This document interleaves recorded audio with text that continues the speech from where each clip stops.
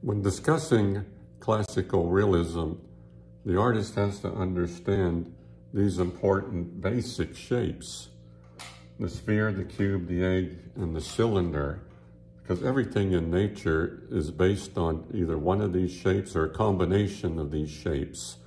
For instance, the sphere, an apple will be a sphere. The head, you turn that egg the other way and that's a head, it's a human head. This is the neck of a head, and actually the human head can even be cubed. And I'll talk about all of that in my tutorials and other videos. But I want to explain quickly here the 5 planes of light. And this is what I teach all of my students. That's the first thing we talk about.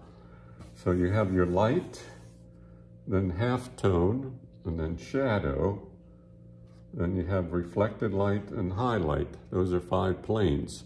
Most every object has 3 planes that we look for: light, halftone, and shadow.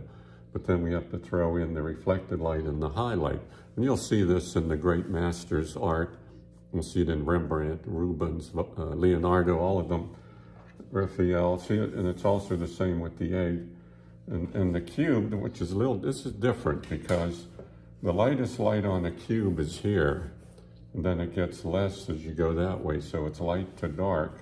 And the darkest shadow is right here, and it goes dark to light, you see. So the reflected light comes in the back of that cube. Now cylinder, you would start the same way as the cube. The only difference is there's this halftone between that light and shadow. So you'd put a halftone there. And it's very simple, but it's very important. And I don't know anyone that really discusses this in any depth. But I'll tell you also one other thing. The shadow masses here, the nice mass, M-A-S-S, and it goes right into the shadow on the table. The shadow is always the same value, There are some books will tell you the cast shadow is darker than the shadow on the object. That's not true. This is what unifies the object to the ground plane.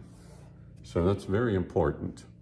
And so that's a short tutorial on the basic shapes, and just study these 5 planes of light.